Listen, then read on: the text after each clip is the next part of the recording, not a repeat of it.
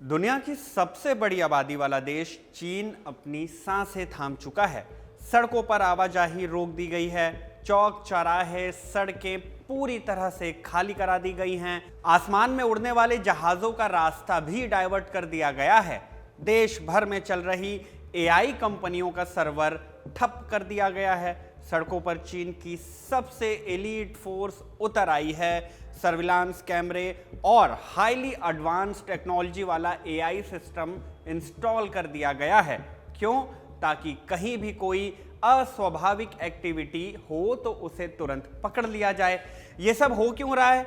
क्योंकि ये मौका है जब पूरे चीन की अलग अलग बिल्डिंगों में कुल 1,33,50,000 लोग बेंच पर बैठे हुए हैं।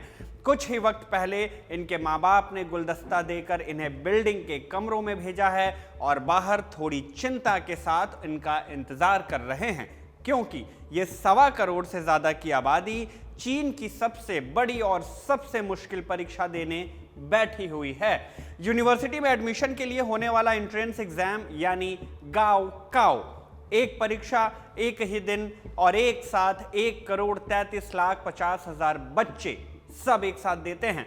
कुछ घंटे की परीक्षा के बाद बच्चे एग्जाम सेंटर से बाहर आते हैं, खुशी खुशी घर जाते हैं। एग्जाम सेंटर से निकलते हुए उनके माँ बाप चॉकलेट और गुलदस्ते देते हैं कि उनका बच्चा इतनी बड़ी परीक्षा देकर निकल आया है। इन बच्चों और इनके घर वालों के माथे पर शिकन नहीं दिखती, ये चिंता नहीं दिखती कि जब इतने हाई स्टेक वाली परीक्षा है तो कहीं किसी ने पेपर लीक तो नहीं कर दिया होगा, कोई अपनी जेब भरने के लिए करोड़ों लोगों की मेहनत और उनके सपने को दांव पर तो नहीं लगा चुका होगा। क्योंकि भारत में तो अब हर परीक्षा के बाद आंखें इंटरनेट पर आंसर की नहीं तलाश रही होती, बल्कि टेलीविजन स्क्रीन पर टकटकी लगाई रखती हैं कि कहीं पेपर लीक की कोई खबर तो नहीं आ गई। नीट 2026 की परीक्षा 3 मई को हुई थी। 10 मई आते आते पेपर लीक के आरोप लग गए। परीक्षा कराने वाली नेशनल टेस्टिंग एजेंसी ने परीक्षा रद्द करने का ऐलान भी कर दिया, कह दिया कि परीक्षा दोबारा कराई जाएगी। इसके बाद आज तक से बातचीत में सुपर 30 वाले मार्ट साहब प्रोफेसर आनंद कुमार ने कहा कि भारत में एग्जाम सिस्टम को दुरुस्त किया जाना चाहिए, सरकार को चीन की तरह नियम सख्त करने चाहिए। तो इस वीडियो में हम यही समझने की कोशिश करेंगे कि चीन अपने देश की सबसे बड़ी परीक्षा गाओ काओ कराता कैसे है, जिसका उदाहरण दिया जा रहा है, क्या नियम बनाए गए हैं, उनका पालन कैसे कराया जाता है और कोई गड़बड़ी होने की स्थिति में क्या एक्शन लिए जाते हैं। नमस्ते, मेरा नाम शुभम है और आप देख रहे हैं खबर गांव। पहले इस परीक्षा की एक बेसिक सी समझ बना लेते हैं। भारत में आप 12वीं तक पढ़ाई करते हैं, उसके बाद अगर हायर एजुकेशन हासिल करना है, यूनिवर्सिटी में एडमिशन लेना है, तो इसके लिए देना होता है एंट्रेंस एग्जाम। जैसे आपको जेएनयू या फिर डीयू या फिर बीएचयू जैसी यूनिवर्सिटीज़ में एडमिशन लेना है, यहाँ पढ़ना चाहते हैं, तो इसके लिए आपको देना होता है एक एग्ज़ाम जिसे कहते हैं CUET, माने कॉमन यूनिवर्सिटी एंट्रेंस टेस्ट। इसी तरह चीन की यूनिवर्सिटी में एडमिशन के लिए national higher education entrance examination में हिस्सा लेना होता है। इसी परीक्षा को आम भाषा में गाओ काओ कहते हैं। क्यों कहते हैं? ये शब्द दो अलग अलग शब्दों से मिलकर बना है, गाओ और काओ। चाइनीज में गाओ का मतलब होता है हायर और काओ का मतलब होता है एग्जाम।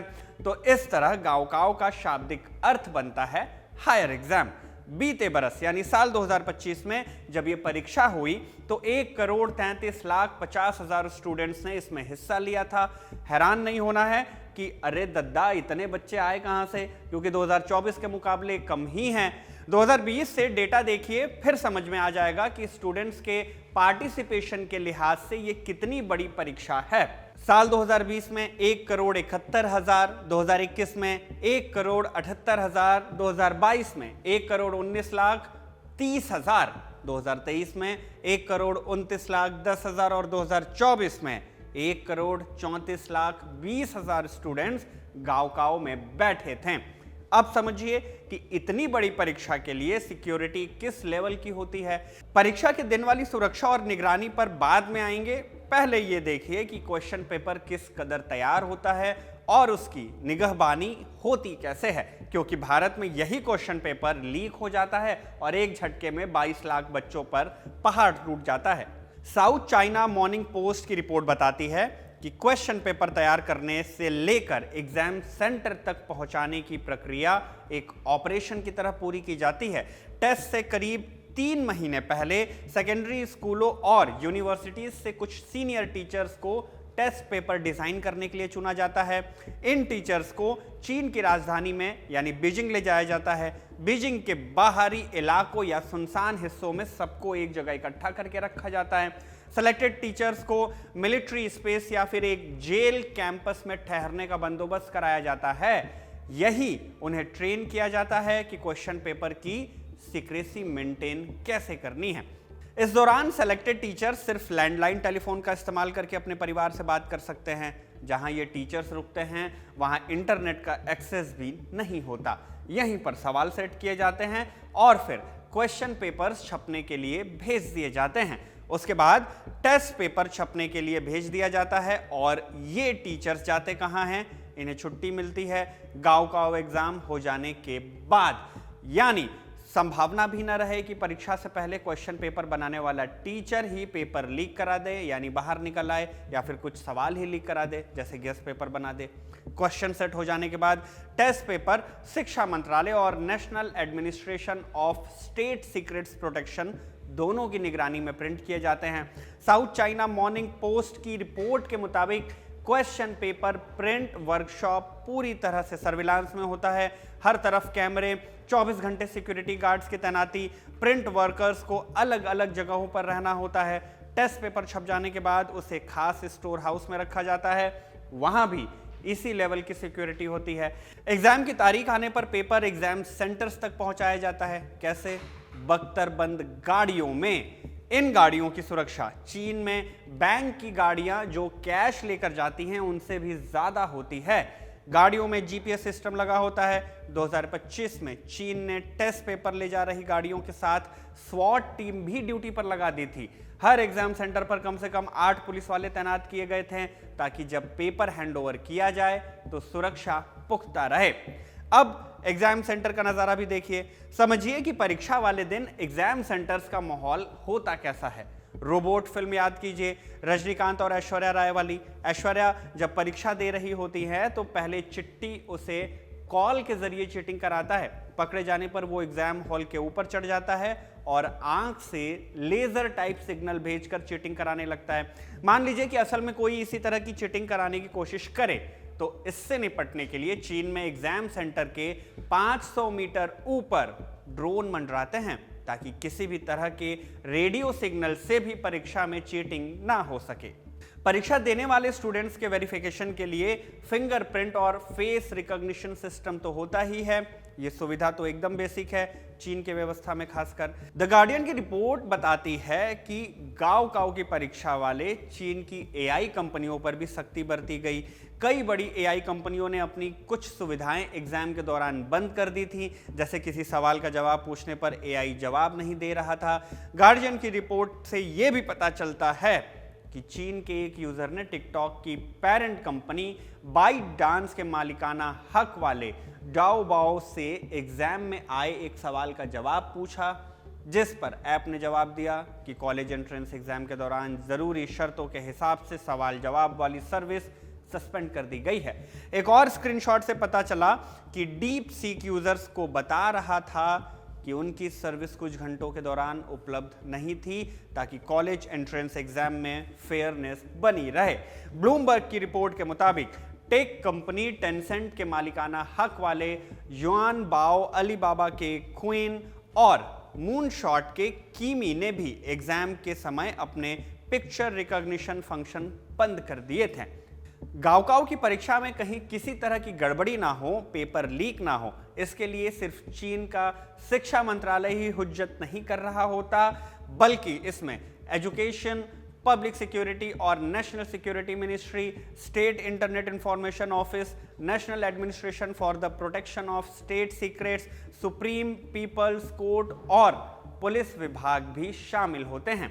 इतनी चाक चौबंद व्यवस्था के बाद भी क्या चीन में परीक्षा में किसी तरह की गड़बड़ी हुई है?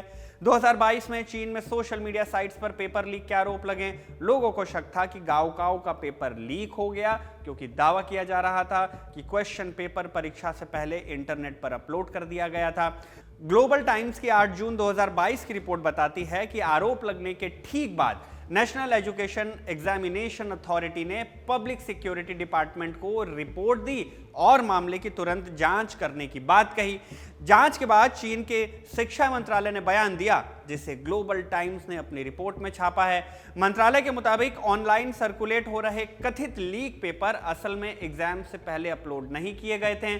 सोशल मीडिया पोस्ट के स्क्रीनशॉट को एडिट करके ऐसा बनाया गया था ताकि लगे कि पेपर पहले ही ऑनलाइन अपलोड कर दिया गया था। टाइम मैगजीन की 2016 में छपी रिपोर्ट से पता चलता है कि उस साल गाओकाओ परीक्षा के नियमों को और सख्त कर दिया गया था। नियम बनाया गया कि अगर कोई भी स्टूडेंट चीटिंग करते हुए पकड़ा गया तो उसे 7 साल की जेल होगी। साथ ही उसे गाओकाओ परीक्षा देने से बैन भी कर दिया जाएगा। China.org की 8 जुलाई 2015 की रिपोर्ट देखिए। गाओकाओ परीक्षा में चीटिंग की कोशिश करने वाले 42 लोगों को सजा दे दी गई। इन 42 में से 22 सरकारी अधिकारी थे, जिन पर 60 गार्ड के जरिए चीटिंग कराने के आरोप लगे थे। सरकारी अधिकारियों को उनके पद से हटा दिया गया, कस्टडी में भेजा गया, पूछताछ और आगे हुई तो कार्रवाई भी हुई। 2022 का एक अलग उदाहरण मिलता है। परीक्षा के दौरान एक एग्जाम सेंटर पर क्वेश्चन पेपर पहुंच गया। सुबह 9 बजे परीक्षा शुरू हुई, लेकिन एक एग्जाम हॉल में पेपर 10 मिनट की देरी से बांटा गया, जिसके लिए 12 अधिकारियों पर कार्रवाई हो गई। उन्हें उनके पद से हटा दिया गया। तो कुछ इस तरह की व्यवस्था बनाई गई है गाओकाओ परीक्षा के लिए चीन में। चप्पे चप्पे पर सुरक्षा, सख्त कायदा कानून, सबसे जरूरी बात, इन नियमों की तामील भी होती है, वरना नियम तो भारत में भी हैं। सख्ती तो यहाँ भी है, लेकिन 2024 में नीट की परीक्षा में जब पेपर लीक के आरोप लगे तो उस पर क्या कार्रवाई हुई? इस सवाल का जवाब आज तक स्पष्ट ढंग से क्यों नहीं बताया गया? तब तो परीक्षा भी रद्द नहीं की गई थी। मसला सिर्फ नीट का नहीं है, एसएससी की परीक्षाएं होती हैं, पेपर लीक हो जाता है, स्टूडेंट सड़कों पर उतरते हैं, दिल्ली के जंतर मंतर पहुंचकर प्रोटेस्ट करते हैं, लाठियां भी खाते हैं, फिर अगली परीक्षा होती है, फिर वही हाल हो जाता है। जिम्मेदारी नहीं तय होती। इस बार क्या जिम्मेदारी तय होगी, या फिर इस बार फिर से दोबारा परीक्षा हो जाने के बाद सब चंगा सी हो जाएगा? आप इस बारे में क्या कुछ सोचते हैं? कमेंट बॉक्स में जरूर बताइएगा। आपके लिए इस खबर को लिखा हमारे साथी आकाश ने, शूट किया तौफीक ने। मेरा नाम शुभम है। आप देखते रहिए खबर गांव।